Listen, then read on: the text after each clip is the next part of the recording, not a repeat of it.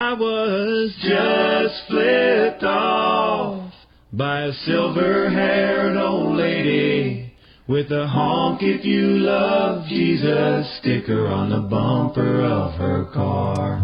10:50 a.m., 10 minutes before 11 o'clock here on AM 950 Doug Padger Radio, religious radio. That's not quite right. Join us here with the caller line, 952-946-6205, or over in the chat room, dougpadgerradio.com.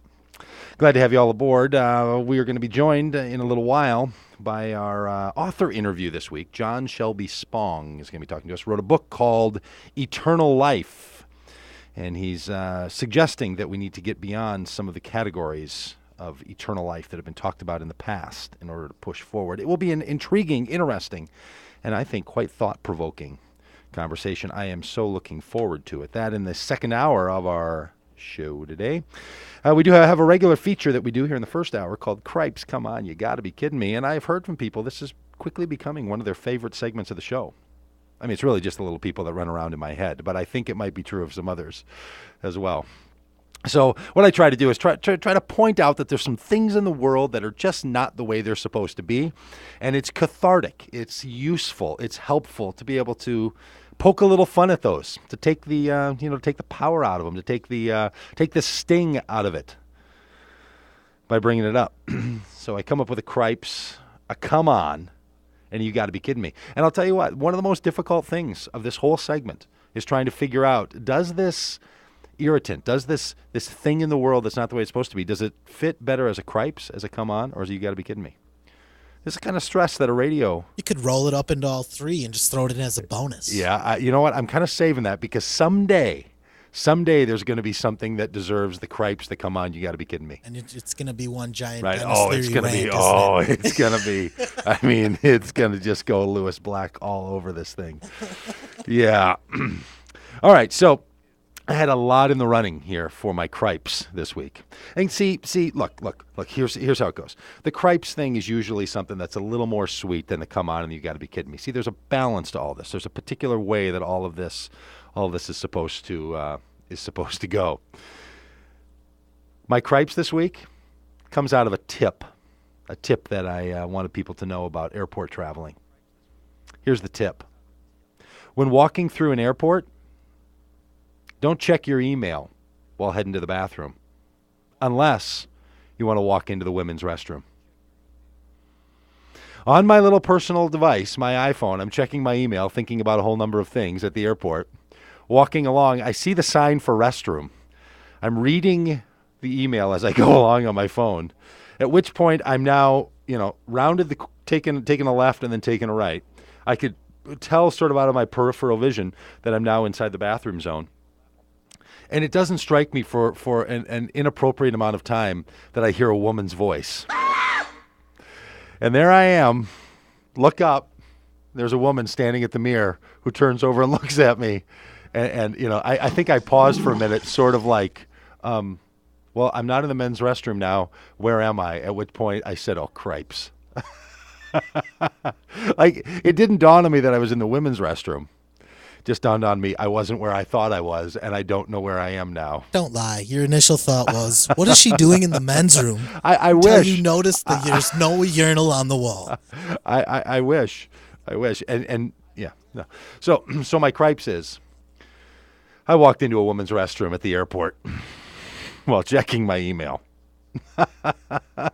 Which, just there's no real upside to it unless, of course, you host a radio program with a segment that includes a Cripes moment. So I'm able to say, hey, I like your attitude. Fantastic.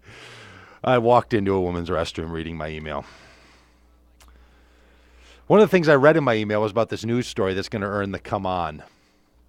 Maybe you're familiar with this story, Grover. Maybe you heard it yourself. It was reported in the Wall Street Journal at first. What day? I only read that Monday, Tuesday. Monday, Tuesday is what I think. I think it was Monday, Tuesday. The headline reads, Insurgents in Iraq intercept drone spy video. The insurgents in Iraq, meaning the people fighting against the U.S., used on their computer software that they bought off the internet for $25.95 called Sky Grabber to intercept video and transmission feeds between the transmission statements on the ground and the drone aircraft in the air. Try to take over the world. I mean, are you kidding me?